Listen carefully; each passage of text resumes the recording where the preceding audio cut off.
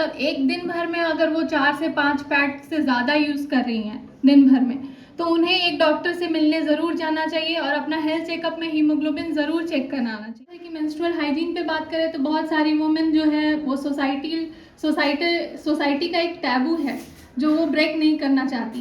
वो वही चीज़ यूज़ करती हैं जो अनहाइजीनिक होता है, जैसे कपड़ा होता है वो वही रिपीटेड कपड़ा यूज़ करती हैं, कई जगह पे दिखा जाए। इसके अलावा कहाँ इसको डिस्पोज करना चाहिए वो भी बहुत इंपॉर्टेंट फैक्टर है जो कि हाइजीन होता है।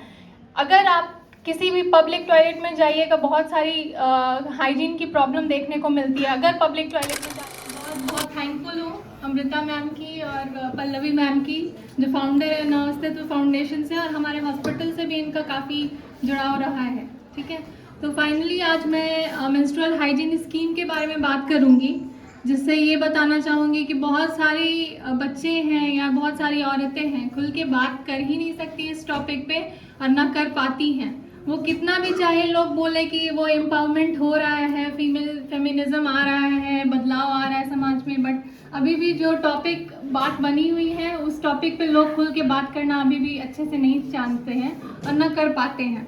तो उस चीज़ में मैं बोलूँगी कि अपने स्टूडेंट को बोलूँगी कि जो भी स्टूडेंट हैं वो पहले तो जितने भी फैकल्टीज़ हैं उनसे जो भी क्वेरी होता है वो क्वेरी आराम से कर सकते हैं, उसमें हिचकिचाने की बिल्कुल ज़रूरत नहीं है, क्योंकि ये एक नॉलेज का पार्ट होता है जो सबको जानना ज़रूरी होता है, चाहे आइदर मेल आइदर फीमेल। ठीक है, कोई भी रहे, उनको ये बात बहुत ज़रूरी होता है कि वो इस चीज़ को एक्नॉलेज करें कि उनके साथ क्या दिक्कत हो रही है, उनको ये क्या करना चाहिए। क्योंकि कई बार औरतें बहुत सारी चीज़ों को छिपा लेती हैं, या फीमेल जो भी होती है वो अपने बात को छिपा लेती है कि मुझे इस बारे में बात नहीं करना, और वो बाद में चल के वो बहुत बड़ी चीज़ बन जाती है।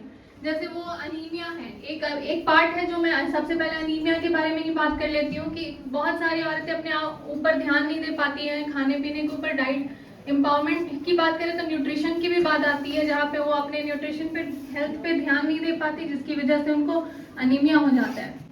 मेंस्ट्रुअल, किसी को बहुत ज़्यादा मेंस्ट्रुएशन होता है, किसी को बहुत कम अमाउंट ऑफ मेंस्ट्रुएशन होता है। लॉस ऑफ ब्लड जो होता है बॉडी से वो कभी बहुत ज़्यादा होता है, कभी बहुत कम होता है। तो इस चीज़ में उनको ये भी ध्यान देना है कि कब उनको डॉक्टर के पास जाना है।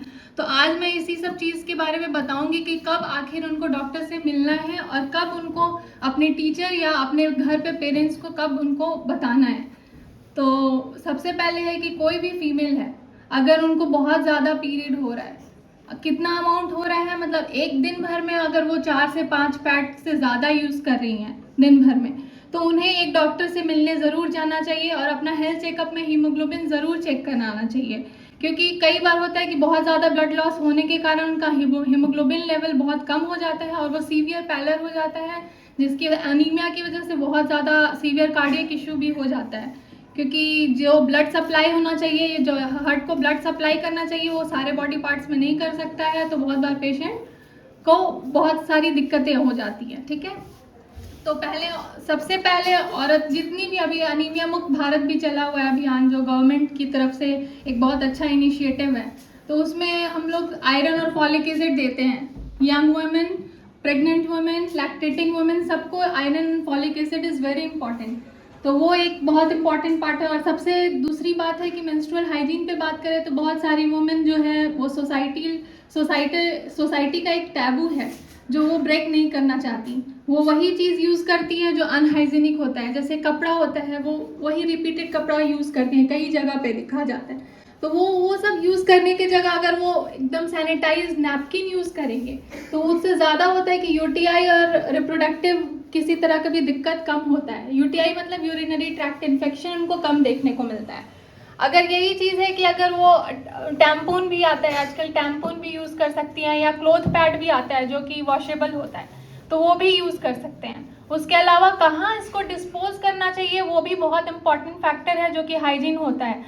अगर आप किसी भी पब्लिक टॉयलेट में जाइएगा, बहुत सारी हाइजीन की प्रॉब्लम देखने को मिलती है। अगर पब्लिक टॉयलेट में जाते हैं तो बहुत सारी देखने को मिलता है कि वो कहीं भी पैड फेंका हुआ मिलता है, तो ये चीज़ नहीं होना चाहिए। एक प्रॉपर तरीके से उसका डिस्पोजेबल वेस्ट को डिस्पोज भी करने आना चाहिए, कि वो एक रैपर में या कागज़ में वो लपेट के किसी डस्टबिन में डालें। और डस्टबिन में हम लोग को बायोमेडिकल वेस्ट में भी ये पढ़ना होता है कि किस तरह से उसको डिस्पोज करना है, या तो आइदर इंसिनरेशन करना है या उनको डिस्पोज करना। येलो बैग होता है, येलो डस्टबिन आप लोगों ने बहुत जगह देखा होगा, देखा है? हाँ, तो येलो डस्टबिन जो होता है वो होता है कि जो भी ब्लड से ब्लड रिलेटेड प्रोडक्ट्स है वो आप वहाँ उसको डिस्पोज कर सकते हैं, ठीक है। और उसके अलावा मैं ये बोलूँगी कि बहुत सारे जो स्कूल में भी बहुत बार टॉपिक स्किप कर दिया जाता है। रिप्रोडक्टिव का पार्ट को बताने में थोड़ा सा बहुत हिचकिचाहट होती है फैकल्टीज़ को भी और स्टूडेंट को भी पूछने में कि मुझे समझ नहीं आ रहा है, वो नहीं पूछ पाती हैं। तो मैं चाहती हूँ कि एजुकेशन इज़ वेरी इंपॉर्टेंट, कि सबसे पहले एजुकेट करना होगा अपने गर्ल्स को कि वो अपने इस चीज़ पे ध्यान दें कि अगर किसी चीज़ में डाउट हो रहा है तो वो अपने सीनियर से या अपने फैकल्टी से ज़रूर क्वेश्चन करें। क्वेश्चन करना उनका बेसिक राइट है। 6 फंडामेंटल राइट्स आप लोगों को पता है ना अपने, तो 6 फंडामेंटल राइट्स है तो उसको फॉलो करना है। ऐसा नहीं है कि आप लड़कों से कम हैं।